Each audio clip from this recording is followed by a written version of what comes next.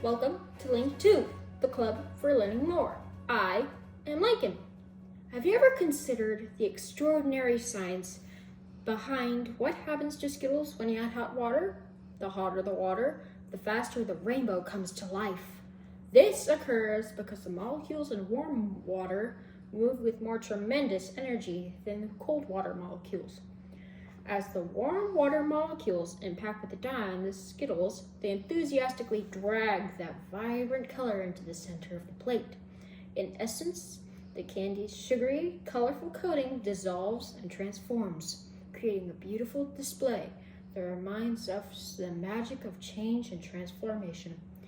Yes, they are delicious, but what if we invite more curiosity to see what else we can do with this chewy, flavorful, sweet candy and show that we can make this our most colorful experiment yet. What is diffusion? Diffusion is the natural tendency of particles to move from a higher area of concentration to a lower area of concentration.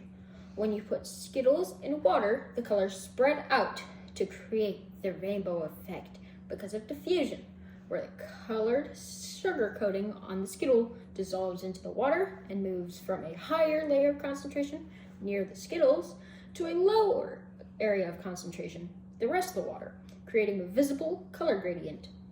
One factor we'll observe affecting our diffusion is water temperature. We'll notice the speed of diffusion process change while water molecules move faster depending on the temperature of the water. Initially, the colors will appear separated due to diffusion, but over time, the convection currents will mix them more thoroughly. Let's see this in action. To perform the Skittles in water experiment, arrange the Skittles in a pattern around the edge of a plate. Then carefully pour your warm water into the center, watching as the colors from the candy shells dissolve and spread outward, creating a colorful diffusion effect. This demonstrates the scientific concept of diffusion, where colored molecules move from a higher area of concentration to a lower area of concentration, with warm water accelerating the process. The materials you will need is Skittles, enough to outline the perimeter of a small plate or some more for tasting, and water. Let's pour the warm water into the center plate.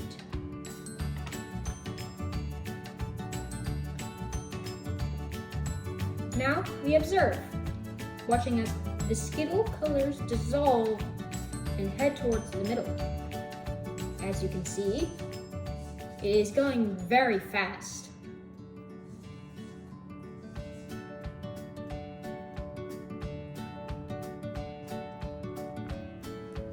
So, the initial spreading of the color from the Skittle is primarily driven by diffusion, where the colored sugar molecules move from a high to low concentration area level.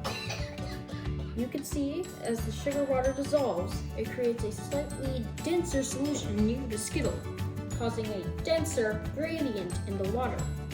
Now, notice how these density differences lead to the formation of convection currents, where warmer, less dense water rises, while cooler and denser water sinks, effectively mixing the colored layers. A note, my fellow scientists, using warm water, which I've already used, will speed up the process of diffusion and convection, making the rainbow more pronounced. As we can see, the colors will appear separated due to diffusion, but convection currents will mix them more thoroughly over time. You can try this in different ways using different variables.